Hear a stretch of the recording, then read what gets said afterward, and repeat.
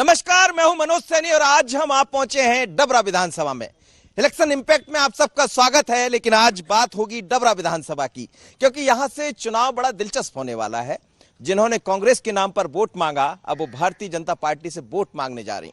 वो कह रही हैं कि अब भारतीय जनता पार्टी में विकास के नाम पर कांग्रेस ने साथ नहीं दिया, लिहाजा भारतीय जनता पार्टी का दामन थाम लिया। लेकिन कांग्रेस से भी वही है जो 2013 में भारतीय जनता पार्टी से चुनाव लड़े और उनसे ही चुनाव हारे, जो इस वक्त बीजेपी में यानी इमरती देवी से सुरेश राजे। लेकिन होगा क्या सोच रही भारतीय जनता पार्टी और कांग्रेस? नेताओं की अदला बदली हुई है, कुछ कार्यकर्ता उधर गए, कुछ इधर आए, लेकिन इस बदली हुए सियासत में डबरा की सियासत क्या कहती है? तो चलिए शुरुआत करते हैं। कांग्रेस लगातार हम देख रहे हैं कि यहां से जीतती रही है, लेकिन इस बार कुछ अलग तरह का चुनाव है। कांग्रेस में वो लोग अब भारतीय जनता पार्टी में जो आपके साथ रहा करते थे, कितना मुश्किल होगा? मुश्किल ये तो जनता का चुनाव है। मुख्य रूप से जनता ने पहले जिन लोगों को चुनकर एक चुनी हुई सरकार को बनाया था, आज जब वही सरकार गिने चुने लोगों ने जब गिराया है, तो उसका जवाब जनता ज्यादा बेहतर तरीके से देगी, बशर्ते हम लोगों का जहां तक संगठित होकर काम करना आगे के लिए। चलिए, कह रहे हैं कि जनता जवाब देगी, लेकिन भारतीय जनता पार्टी से भी है मेरे साथ कुछ लोग। क्या कहेंगे आप? जिस तरह ये चुनाव हो रहा है, अब आप उनके लिए वोट मांगने जा रहे हैं जिनके लिए पिछली दफा आप विरोध में जा रहे थे कि इनको वोट मत करिए। कुछ अलग है? नहीं, अलग तो है। पहले यहाँ से भारतीय जनता पार्टी कांग्रेस का चुनाव हुआ था, तो यहाँ कांग्रेस प्रचंड बहुमत से जीती थी। क्यों जीती थी? उसमें महाराज ज्योतिराज सिंधिया जी यहाँ के चेहरा थे। फिर कांग्रेस ने उनको सीएम का चेहरा दिखाया था और युवा दिखा के बूढ़े से शादी कर दी। उनने कमलनाथ जी को सीएम बना दिया। यहाँ की जनता के साथ छलावा किया था और जो कमलनाथ जी थे वो बार बार उनकी अनदेखी कर रहे थे। उन्होंने कई बार उनको भी समझाया कि जो किसान का मुद्दा था, युवाओं का मुद्दा था, उसके ऊपर उन्होंने कमलनाथ जी से कई बार बोला जो अपन ने वादे किए वो पूरे करो। कमलनाथ जी पूरे नहीं कर रहे थे, इसलिए उन्होंने अपना जनता के साथ उन्होंने निर्णय लेके और उन्होंने पार्टी छोड़ दी और कमलनाथ जी को रोड पे लाके रख दिया। कमलनाथ जी को रोड पर ला दिया, ऐसा कहना है भारतीय जनता पार्टी का। इसमें मेरा भारतीय जनता पार्टी के साथी से मेरा एक अनुरोध है कि पहले तो ये बताएं कि आज शिवराज सिंह जो है मुख्यमंत्री बन चुके हैं और ये कहते हैं कि कमलनाथ जी को सिंधिया जी को मुख्यमंत्री बनाना था। आज शिवराज सिंह के पास ये मौका है, आज सिंधिया जी को मुख्यमंत्री क्यों नहीं बनाया भारतीय जनता पार्टी ने? अगर कमलनाथ जी की इतनी बात करते हैं। और जहां तक कमलनाथ जी ने काम नहीं किए, उनको केवल 15 महीने में केवल 11 महीने का समय उनको काम करने का मिला है। उन 11 महीनों के अंदर उन्होंने जो वचन पत्र था कांग्रेस का, सारे वायदे उन्होंने पूरे किए। और इनके द्वारा अभी 6 महीने में केवल घोषणा नारियल फोड़े गए, इसके कोई काम नहीं किया। वो कहते हैं कि जब भी आपके जो नेता आप चले गए भारतीय जनता पार्टी, वो कहते जब भी जाते थे कमलनाथ जी कहते थे मिलने का समय नहीं है। ये झूठ बोलते हैं, ये झूठ बोलते हैं और झूठ ही इनका आधार है। और ये जनता समझ चुकी है। आज चुनाव जो है जनता स्वयं लड़ रही है। इस बात का चुनाव नहीं है कि कौन जीतेगा कौन हारेगा। जनता इस बात का चयन कर रही है कि हमें शिवराज चाहिए या कमलनाथ चाहिए। ये चयन है, ये चुनाव नहीं है, ये चयन के लिए चुनाव है। पहली बार हम देख रहे थे कि कमलनाथ चाहिए या ज्योतिरादित्य सिंधिया चाहिए, तो सिंधिया का चेहरा सामने तो था, इसमें कोई शक नहीं। लेकिन सवाल यही है कि अब शिवराज चाहिए, कमलनाथ चाहिए, क्योंकि एक चेहरा आपके साथ और है सिंधिया। तो कुछ लोग तो यहाँ के सोच रहे होंगे कि सिंधिया चाहिए। नहीं, भारतीय जनता पार्टी ने कभी उनको सीएम का चेहरा नहीं बताया ज्योतिराज सिंधिया को। हमारे लोकप्रिय मुख्यमंत्री हैं शिवराज सिंह जी चौहान, जो मध्य प्रदेश में आप आम जनता से भी पूछ सकते हो, उन्होंने विकास की गंगा बहाई है। उनकी जो योजनाएं थी, कमलनाथ जी ने पूरी योजनाएं बंद की। चाहे वो 1 रुपये जो उन्होंने अभी वो किया है, गेहूं का चावल का किया है, लाड़ी लच्छी योजना है, अपने दाह संस्कार में गरीबों पे जिन पे पैसे नहीं होते वो भी इनने कमलनाथ जी ने पूरी योजना बंद कर दी थी। पैसा खा गए, लड़ुआ के पैसा खा गए, लड़ुआ नहीं देते थे। जच्चा बच्चन के पैसा खा गए, ते नहीं देते थे। ठीक है, तीर्थ योजना थी, जो तीर्थ हम लोग हिंदुओं की जो योजना थी, हम लोग की गरीब माता बहनाएं सब लोग जाती थी, वो बंद कर दी। भाई तो साहब वो केवल भाई वो नजर आता तो क्या नाम है भाई, वो कौन सा गाँव है वो? नहीं, वो कौन? छिंदवाड़ा। कमलनाथ जी से पूछिए, शिवराज सिंह जी मुख्यमंत्री थे, महीने में 2 महीने में एक चक्कर उनका ग्वालियर लगता था। कमलनाथ जी अपने 15 महीने के कार्यकाल में कमलनाथ जी क्यों नहीं आए? कमलनाथ जी क्यों नहीं आए? हाँ, वो कह रहे हैं कि 15 महीने में हमारे शिवराज जी तो लगातार आते रहते, महाराज तो यही रहते थे, लेकिन कमलनाथ जी नहीं आए। क्योंकि कमलनाथ जी इसीलिए नहीं आए कि हाँ महाराज थे, और महाराज के चक्कर में अगर कमलनाथ जी आते महाराज नाराज हो जाते, महाराज को मनाना था। तो कहीं ना कहीं महाराज को लग रहा था कि रोड पे आके हम कमलनाथ जी को रोड पे ले आएंगे। आज महाराज रोड पे आ गए, जिन किसानों के लिए महाराज गए, क्या महाराज ने आज उनका कर्ज माफ करा दिया क्या? हम बात महाराज की जब मानते, जब बीजेपी शिवराज सिंह से महाराज, उन्होंने कहा था अतिथि शिक्षकों के साथ, अतिथि शिक्षकों को लेकर तो अभी सरकार अतिथि शिक्षकों का देखा होगा आपने, कई महाराज का घेराव हुआ, महल का घेराव हुआ, उनके साथ भी कुछ नहीं किया। आज भी घेराव कर रहे हैं वो लोग। आज महाराज ने क्या अतिथि शिक्षकों पे आज जो इनकी सरकार ने विधानसभा में स्वयं जवाब दिया है कि अतिथि की शिक्षकों का नियमीकरण का हमारा किसी प्रकार का कोई विचार नहीं है, उनके बारे में सरकार कोई विचार नहीं कर रही है। जिस समय महाराज ने ये घोषणा की थी कि अगर अतिथि शिक्षकों का कुछ नहीं हुआ तो मैं रोड पे उतर आऊंगा, तो आज जब विधानसभा में उनके मंत्री, उनकी सरकार जवाब दे रही है तो महाराज के मुंह से कुछ क्यों नहीं निकल रहा है? इस समय महाराज क्यों खामोश है? क्यों खामोश है, ये बताइए, महाराज क्यों खामोश? पहले तो महाराज बहुत बातें कर रहे थे, अब क्यों खामोश? मैं अपने साथियों से कहना चाहता हूं, क्या उनको अभी तक जो है महाराज की ललकार समझ में नहीं आई? क्या सुनाई नहीं दी कि उनकी सरकार रोड पर आ गई है, कमलनाथ रोड पर आ गए हैं? ये इतनी ललकार कम है क्या? और ये जवाब देंगे, बराबर जवाब देंगे। एक तरफ तो शिवराज सिंह जी हैं जिन्होंने कमलनाथ के द्वारा की गई बंद योजना, जो संबल योजना थी, जिसमें गरीब और किसान की बात करते थे, जिसमें ऐसे मजदूर किसान, ऐसे मजदूर लोग जिनको जो है छोटी छोटी योजनाओं के माध्यम से उनको लाभ पहुंचाया था। अभी जब शिवराज सिंह जी ने संबल योजना द्वारा प्रारंभ की है, तब डबरा में ही ऐसे मजदूर भाई जो कहीं एक्सीडेंट में मौत हो गई है, किसी और कारण से मौत हो गई है, उनको अनुग्रह राशि दी गई है। ये प्रमाण है। और कमलनाथ जी ने जो युवाओं के साथ वादे किए थे, जो किसानों के साथ वादे किए, एक भी वादा पूरा नहीं किया। वो कह रहे हैं अतिथि शिक्षकों के साथ जो वादा किया था आपकी सरकार ने मना कर दिया। नहीं, हमारी सरकार ने मना नहीं किया है। ये तो 15 महीने में जो पूरे मध्य प्रदेश को छिन्न भिन्न कर दिया, जितना बर्बाद कर दिया, उसको दोबारा पुनर्गठन की प्रारंभिक हो चुकी है। अब तो दोबारा आने वाले समय में चाहे वो अतिथि शिक्षक नहीं, बल्कि जो चयन पूरी प्रक्रिया हो चुकी है, उनको जो है नियुक्ति करने की ये प्रक्रिया वो चालू होगी।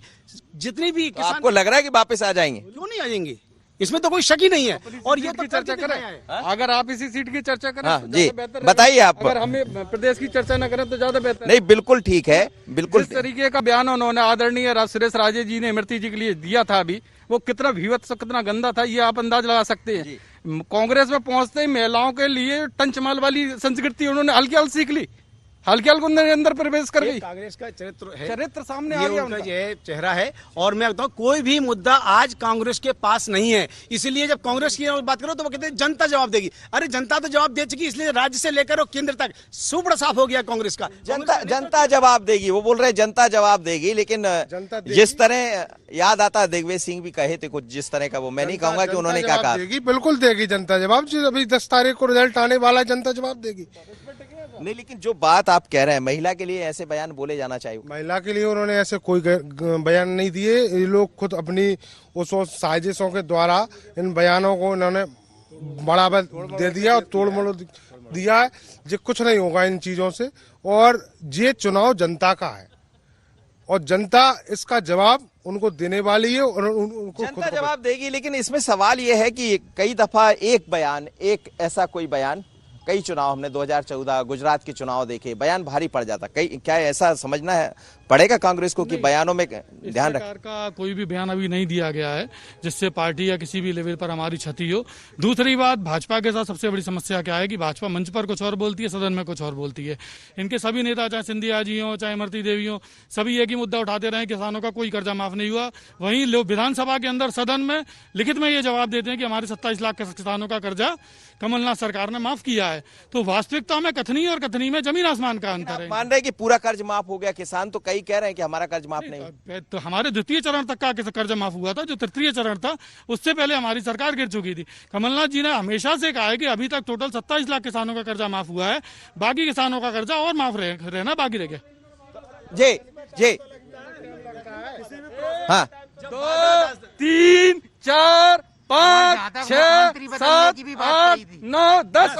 11वें दिन मुख्यमंत्री बदलने की बात थी कि अगर नहीं हुआ 10 दिन बदल देंगे। अभी ये बात कहते हैं कि साहब नहीं, वो तो अभी चरणबद्ध था। ये क्या चरणबद्ध था भाई? क्या चरणबद्ध? कांग्रेस के देखिए बहुत अंतर है। एक तरफ वो भारतीय जनता पार्टी जो लोकतांत्रिक व्यवस्था पर जो है विश्वास रखती है, एक वो पार्टी है जो केवल एक परिवार की चार टुकड़ पार्टी बनी हुई है। सारे के सारे लोग एक ही परिवार की जो है सेवा शुश्रूषा में लगे रहते हैं। एक तरफ जो है भारतीय जनता पार्टी जो गांव के गरीब किसान की बात करती है, देश के लिए मन बदलने की बात करती है, ऐसी पार्टी के लोग। लेकिन इमरती देवी तो खुद कहती है कि मैं तो सिंधिया के साथ हूँ, वो कहेंगे तो कोई मैं कूद जाऊंगा। भाई साहब मैं जवाब देना चाहूंगा, आज भी इमरती जी ने पार्टी नहीं बदली, उनके नेता शुरू से सिंधिया जी थे और सिंधिया जी हैं और सिंधिया जी रहेंगे। हमारे सुरेश राजे जी ने सबसे पहले नरोत्तम मिश्रा को बदला, उसके बाद नरेंद्र सिंह तोमर को छोड़ा, अरे उससे पहले और भी सुना भाई साहब, उससे पहले यशोधरा राजे जी को, फिर जयवंत सिंह पवैया को, फिर उसके बाद नरेंद्र सिंह जी को, और उसके बाद जाने कितनों को छोड़ छाड़ के अब कमलनाथ जी उनको याद आए। अब पहुंचने के बाद उनको ठिकाना भी नहीं मिलेगा और चुनाव उन्होंने एक भी नहीं जीता है और ना जीतेंगे, ये भी बात आ रहा है।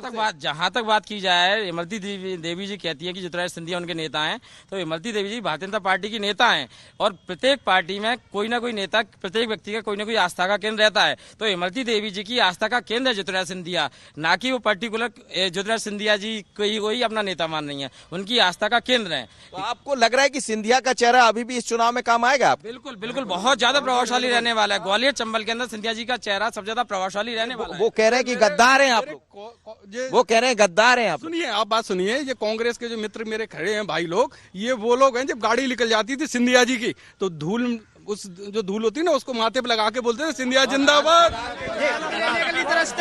बोलिए। महाराज कांग्रेस में थे जब हम उनका स्वागत करते थे, आज इनने क्या स्वागत किया है? इनको विभीषण बोला है महाराज को, तो जब विभीषण कहने पे यहाँ लगाते थे आप धूल लगा। महाराज ही इतने जनाधार वाले होते तो राज्यसभा नहीं जाते, बीजेपी में ज्वाइन करने के बाद कहते कि गुना में जाऊंगा लड़ने, और उसी व्यक्ति से, यादव से, वो कांग्रेस से लड़ता, जब बीजेपी से लड़ते वो सीट निकाल लेते, तब मानता कि महाराज। जब कांग्रेस में थे आप तब ऐसा नहीं कहा आप लोगों ने? क्या चीज? जब वो कांग्रेस में थे जब भी हम महाराज के साथ थे, लेकिन हम कांग्रेस के साथ थे, महाराज के साथ नहीं थे। महाराज के जाने के बाद पूरी की पूरी कांग्रेस यही है। जो महाराज के गुलाम थे वो लोग चले गए। कहिए। देखिए, गद्दार वो लोग हैं, गद्दार वो लोग हैं। जय जय श्री राम, जय जय श्री राम। नहीं, अभी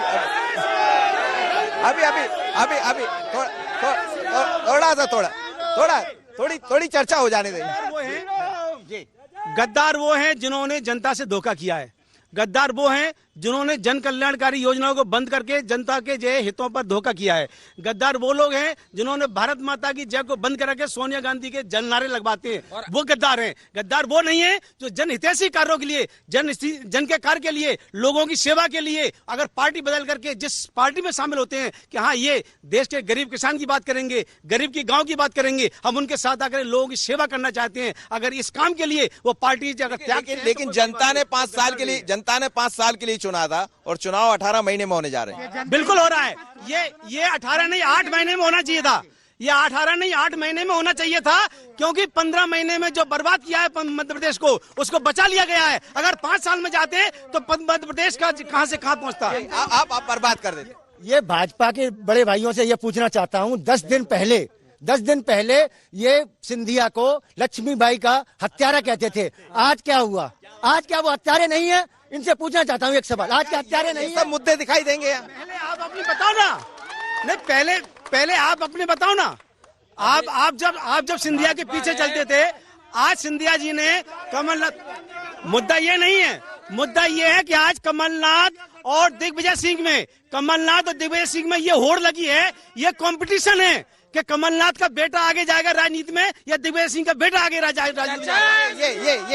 ये मैं ये पूछना चाहता हूँ, ये कहते हैं कि सिंधिया जी गद्दार नहीं है साहब, कांग्रेस गद्दार है। मैं ये पूछना चाहता हूँ कि चुनी हुई लोकतांत्रिक सरकार जो मध्य प्रदेश की जनता ने चुना था 5 साल के लिए, इन्होंने 35 करोड़ में हमारे विधायकों को खरीद कर इस लोकतंत्र की हत्या की गई है। सभी इस देश, इस मध्य प्रदेश की 7 करोड़ जनता जानती है। 50 और इन लोगों, ये गांधीवादी विचारधारा की बात करते हैं, ये गोडसे को लेकिन जिंदाबाद करने वाले लोग हैं। नहीं, क्या गोडसे और गांधी से काम हो जाएगा? ये बताइए कि वो ये भी कह रहे हैं कि सब सारे नेता कांग्रेस के अपने अपने बेटों को बढ़ाने में लग गए और बाकी लोग पीछे चले गए। नहीं, ऐसा कुछ नहीं है। जो वृद्ध हो गए या जो अच्छा कार्य कर रहे हैं पार्टी उनको बढ़ा रही है। क्या बीजेपी में वंशवाद नहीं है? राजनाथ सिंह के लड़ पुत्र हैं, वो भी यूपी से विधायक है। अगला भारत राहुल गांधी जिनको ये समझ नहीं है कि हम क्या बोले हैं, चीन के साथ जाकर के माँ बेटे जो है दस्तखत करते हैं उस पे एग्रीमेंट पे, आज वो जो है चीन के डोकलाम बात होती है तो कहते हैं मैं नहीं था, जब फोटो सामने आ जाता है। ऐसे नेतृत्व के साथ ये काम कर रहे हैं जिसको खुद की समझ नहीं है, जो भारत के खिलाफ बात करते हैं। उनके वरिष्ठ नेतृत्व भी कहिए जवाब दीजिए। देश के प्रधानमंत्री बगैर बुलाए पाकिस्तान के अंदर जाते हैं। ये कौन नीति है? बगैर बुलाए पाकिस्तान के अंदर गए हुए हैं, बात करते हैं आज हमसे। लेकिन किसी गैर गांधी परिवार को चुन सकती अध्यक्ष? क्या हिम्मत है कांग्रेस में? भारत में बताइए। अभी मेरे बड़े भाई है और मैं राजनीति में मेरे से बड़े भी है। इनको इतिहास उठा के देख लो, गैर राजनीतिक राष्ट्रीय अध्यक्ष कितने रहे इनको खुद जानकारी होगी, ये आपके सामने नहीं बोलेंगे। अच्छा एक बात सुनिए। नहीं, क्या चाइना का मुद्दा, क्या देश का मुद्दा होना चाहिए, चर्चा होना चाहिए, लेकिन क्या डबरा के विकास में ये सब काम आएगा? डबरा के विकास को लेकर आप कितना संतुष्ट? डबरा के विकास के लिए हम इतने संतुष्ट हैं, जब चुनाव की बेला में हम गए हैं तब इस क्षेत्र की जनता देख रही है, चाहे वो बारकरी की जो नहर की बात हो, लदेरा डैम की बात हो, डबरा में जो हॉस्पिटल की बात हो, कितने विकास, कॉलेज की बात हो, कितने रोड से। लेकिन हॉस्पिटल गए तो लोग कहते हैं डॉक्टर नहीं मिलते हैं। हॉस्पिटल हम गए तो लोग कहते हैं समय पर डॉक्टर नहीं मिलते, इलाज नहीं होता। अब कमलनाथ की सरकार थी तो डॉक्टर कहाँ से मिलेंगे? अब मिलेंगे। कमलनाथ जी के यहाँ तो ट्रांसफर उद्योग था और ट्रांसफर उद्योग में लोग खाली थे, ट्रांसफर उद्योग चल रहा था। ये कांग्रेस वही है जो राम के ऊपर उंगली उठाती है, राम सेतु के मुद्दे पे उंगली उठाती है। शिवराज सिंह जी ने भी यहाँ भीख मांगी थी, नगर मांगी थी वोटों के लिए। नगर पालिका का उपचुनाव में माननीय शिवराज सिंह चौहान साहब ने यहाँ पर 300 करोड़ की घोषणा कर रहे हैं। देखिए, इन्होंने इनका कहना ये है कि ये विकास की ये जितनी भी बातें कर रहे हैं, सबसे महत्वपूर्ण अगर हम हॉस्पिटल की बात करते हैं तो उसके लिए नरेंद्र सिंह तोमर 50 लाख रुपए का आईसीयू के लिए फंड देके गए। जो फंड कहाँ गया किसी को नहीं पता। आईसीयू वहीं की वहीं खड़ा है, ना आईसीयू है ना कुछ है। आज उसी हॉस्पिटल का आप दोबारा से घोषणाएं कर रहे हैं, कभी 100 बेड की, कभी किसी चीज की। 22,000 घोषणाएं मध्य प्रदेश के अंदर 22,000 घोषणाएं हो चुकी हैं, जिनका अभी तक जमीनी स्तर तक कहीं कुछ नहीं हुआ है।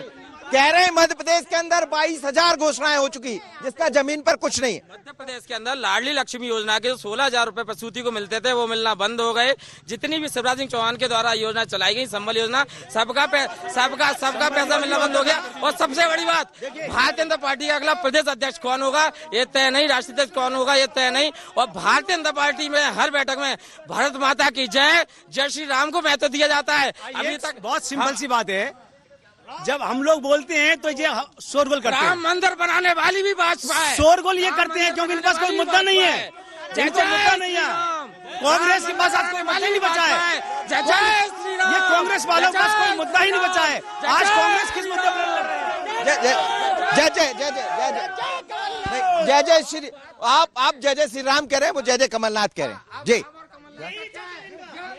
जय जय कमलनाथ इसलिए कह रहे हैं, ये चुनावी मंच है। श्री राम हमारे भी श्रद्धेय है, श्री राम में हमारे भी आराध्य हैं। और आपको इनको जानकारी होगी, राम मंदिर के मुद्दे में सर्वप्रथम 1970 में हमारे प्रधानमंत्री राजीव गांधी ने ताला खुलवा के उसमें पूजा स्टार्ट करवाई थी। इनको जानकारी नहीं है। सर्वप्रथम जब भाजपा का जन्म नहीं हुआ था, आज आरएसएस वाले अंग्रेजों की दलाली करते थे, भाजपा का जन्म नहीं हुआ था उस समय राजीव गांधी। आज हमारे भाई लोग बोल रहे हैं कि डबरा में 100 बिस्तर पर राजीव गांधी को पता भी नहीं था कि ताला खुला के निकला। झूठ बोलते हो आप, ये रिकॉर्ड में है। और रिकॉर्ड में राजीव गांधी को पता भी नहीं था। राजीव गांधी विदेश यात्रा पर थे और उस विदेश यात्रा में जब उनको बताया गया तो वो आश्चर्यचकित हो गए, ऐसा कुछ हुआ है। और ये झूठ बोलते हैं, इनको शर्म नहीं आती है। 1970 में खुलवाए, वो कह रहे हैं 1970 में खुलवाए। झूठ बोल रहे हैं इनके नेता। कपिल सिब्बल से पूछो, ये 1970 में खुलवाया था। ताला खुलवाया था राम कपिल सिब्बल अडवाणी जी ने स्वीकार किया है बजट सदन में कि 1990 में राजीव गांधी ने ताला खुलवाया था। भाई मैं वही सोच रहा था। माहौल खराब है, बीजेपी वालों की याददाश्त गायब है। याददाश्त गायब। कांग्रेस भड़बड़ा रही है, बहुत असमंजस की स्थिति में। राम यदि आस्था का केंद्र तो जय जय श्री राम क्यों नहीं बोल पाते? भारत माता की जय क्यों नहीं होती? भारत माता की जय क्यों नहीं होती? मैं मानूंगा प्रत्येक बैठक में इनके भारत माता की जय होनी चाहिए। आखिर जय कमलनाथ क्यों हो रहा है? जय कमलनाथ इनके जितने भी नेता हैं वो कहीं ना कहीं किसी न किसी रूप में दागी हैं, इसीलिए ये डायरेक्टली उनको नेताओं की जय करने की अपेक्षा जय श्री राम का सहारा लेते हैं। इनके सारे नेता किसी न किसी भ्रष्टाचार में लिप्त हैं, कहीं ना कहीं झूठी बातें हुई हैं। ये मंच पे कुछ और बोलते हैं और उसके बाद सदन में कुछ और बोलते हैं। इनकी बातों पे कोई भरोसा नहीं है, तो ये किस तरीके से अपने नेता का नाम सुनो, एक सिंधिया के मारे ये मेरे भाजपाई भाई, ये भाई लक्ष्मी भाई को भूल गए, और अब कोई दूसरा जाएगा तो भारत माँ को भी भूल जाएंगे। वो कह रहे हैं कि आप इतने दागी लोग हैं, इसलिए राम का सहारा लेते हैं। मुझे ये बात बताइए, जब मनमोहन सिंह की सरकार थी, एक के बाद एक मंत्री जेल में जा रहे थे, ऐसा लग रहा था शायद अगली कैबिनेट की बैठक जेल में होगी, तिहाड़ में। हमारा कोई एक भी बता दे, हमारे माननीय नरेंद्र मोदी जी है, एक व्यक्ति कोई भी एक छोटा सा भी दाग उठाकर बता दे इनके यहाँ मनमोहन सिंह जो बोल सके। जो राहुल गांधी थे उनका ऑर्डिनेंस फाड़ देते हैं। कितने जे घोटाले हुए, इतने घोटाले कि देश में जे अगर तो क्या ये घोटाले, तो क्या ये सब घोटाले, क्या राष्ट्रीय स्तर के घोटाले यहाँ चुनाव में काम करेंगे? क्या राष्ट्रीय घोटाले यहाँ चुनाव में काम करेंगे? क्या राष्ट्रीय घोटाले यहाँ कि ये कंफ्यूजन है, ये कांग्रेस पार्टी इतनी कंफ्यूज है, ना तो वो राफेल पे, ना वो देश पे, ना वो राम मंदिर पर, ना वो देश के लोगों के साथ, ना वो राष्ट्रीयता पर। ये लोग बात करते हैं। देखो, मेरा सभी साथियों से निवेदन ये है कि जो स्थानीय मुद्दे हैं, स्थानीय मुद्दों पर अपन बात करें, क्योंकि ये चुनाव स्थानीय मुद्दों पर ही होना है। और जहां तक मेरे साथी अभी उन्होंने ये कहा था कि वो सुरेश राजी ने कोई अपना स्टेटमेंट दिया है, तो मैं उस स्टेटमेंट पे मैं गौर करना चाहता हूं कि इमरती देवी ने हमारे ही विधानसभा क्षेत्र के एक व्यक्ति को फोन लगाकर ये बोला था कि मुझे इमरती कहते हैं, मैं वहां आके तुम्हारी आंखें फोड़वा दूंगी। ये गलत है, ऐसा नहीं कहा था। उन्होंने उनको प्रेरित किया था कि हेडपंप लगवाइए, उन्होंने हेडपंप के लिए कहा, उसके बाद लाइट के लिए कहा, डीपी की नहीं, ये उसी व्यक्ति ने डंगोलिया, ये वही सुरेश राजे हैं जिन्होंने वही सुरेश राजे हैं जिन्होंने डबरा के प्रतिष्ठित डंगरोलिया बाबा पर झूठा हरजन केस लगाया था डंगरोलिया बाबा पे। तो ऐसे लोग घर से नहीं निकले, उसके बाद उनकी शरीरी जो ये बात कर रहे हैं, जैसे हमारी इमरती देवी की लोकप्रियता आप क्षेत्र में जाके देख सकते हो। सुरेश राजे पहले मंडी अध्यक्ष बना था, मंडी में उसने कितने भ्रष्टाचार लूट मचा के रख दी थी, आप जानकारी ले सकते हो आप। और आज इमरती देवी ने 2 महीने में, जब से भाजपा के शासन में आई है, विकास की गंगा बहाई है। 15 महीने में लूट का अड्डा बना दिया था कमलनाथ जी ने। विकास की गंगा। सर, डबरा की जनता का विकास तो नहीं हुआ, लेकिन मोहन सिंह राठौर का जरूर विकास हुआ है। मोहन सिंह राठौर का विकास हुआ, जनता का कोई 15 साल में विकास नहीं हुआ। तुम कांग्रेस अभी तक सो रहे थे क्या विकास हो गया है? अब तक कहाँ थे? इसीलिए ये कांग्रेस वाले की ये दोहरी जो नीति है। मोहन सिंह राठौर तो पहले से जुड़े हैं, वो तो पहले कांग्रेस में ही थी, जब से विकास हो रहा है। नहीं, इस 15 महीने में जितना विकास हुआ है वो क्षेत्र का नहीं हुआ, पूरा मोहन सिंह राठौर का विकास हुआ है। आप जाकर देख लीजिए। बीजेपी वाले भाइयों से ये पूछना चाह रहा हूँ, एक मिनट भाई, बीजेपी वालों से एक क्वेश्चन पूछना चाह रहा हूँ कि 12 साल से इमरती जी यहाँ से विधायक और मंत्री रही हैं, उस समय उन्होंने विकास किया कि नहीं किया? अगर विकास किया तो बोलो। बोलिए। कांग्रेस एक ऐसी पार्टी है जिसमें इमरती देवी जैसी प्रतिभाशाली महिला को विकास नहीं करने दिया, जिसने कमलनाथ को तो इमरती देवी इतने दिनों से विधायक थी और उन्होंने मन में ये सोच रखा था कि हमारे लिए कम से कम एक ऐसा मौका मिले कि हम जिस क्षेत्र की जनता को हम काम कर सके, उनकी सेवा कर सके। लेकिन कांग्रेस की जब सरकार आई तो इतने समय के बाद भी उनके जो सपने जो संजोए हुए थे वो पूरे नहीं हो सके। वो जनता की जो सेवा करना चाहती थी वो एक भी काम पूरे नहीं हो सके, कमलनाथ ने नहीं दिए। इसके बावजूद जब उन्होंने यह निर्णय लिया कि आज हमारे अगर राजनीतिक जीवन में और हम लोगों को काम नहीं, विकास के क्या काम होना चाहिए? जनता की जब बात करी तो कहा गया कि आप रोड पे उतर जाओ। आजकल कोई एक पद भी नहीं छोड़ता, छोटा सा भी, लेकिन वो मंत्री पद छोड़कर जो लोग आए हैं सिर्फ जनता के लिए आए हैं। जनता के लिए आए, जनता के लिए आए। 35 एक मुद्दा, मंत्री बने, एक मुद्दा बहुत जनता के लिए आए होते तो नहीं मंत्री नहीं बनते, जनता के साथ फिरते। एक मुद्दा, जनता के साथ जाते। मैं जनता में हूँ, छत में धरती में बैठ गए। मेरा सभी बीजेपी के, भारतीय जनता पार्टी के सभी साथियों से मेरा अनुरोध है कि अगर इमरती ने इतना विकास किया है, इतना काम किया है जैसा आप लोग बता रहे हैं, तो आपको पता है, आपको 10 साल जब आपकी नेता थी पहले, तो एक मिनट, मैं अभी जितना विकास किया है और जितना वो किया है, तो फिर उनको जो है चुनाव में ज्यादा घबराने की जरूरत नहीं है। फिर उनको ये कहने की जरूरत क्यों पड़ी कि जो है कि सत्ता हमारी है, कलेक्टर साहब को फोन कर देंगे, कलेक्टर जितवा देंगे हमको, ये कहने की जरूरत क्यों पड़ी? इन लोगों पर जनता का विश्वास ही नहीं है। कलेक्टर चुनाव जितवा देंगे, जब कलेक्टर चुनाव जितवा कांग्रेस के शासन में कमलनाथ जी के मंत्रालय में कैबिनेट में जो मंत्री थी केवल एक महिला थी और एक ही मंत्री थी जिन्होंने केंद्र से सम्मान पाया। वो काम करने वाली महिलाएं और फिर काम करने के लिए जनता के बीच में आई हैं, जनता की हितैषी हैं, जनता ने उनको प्रेम किया, जनता फिर जिताएगी, आप ये निश्चय रखें।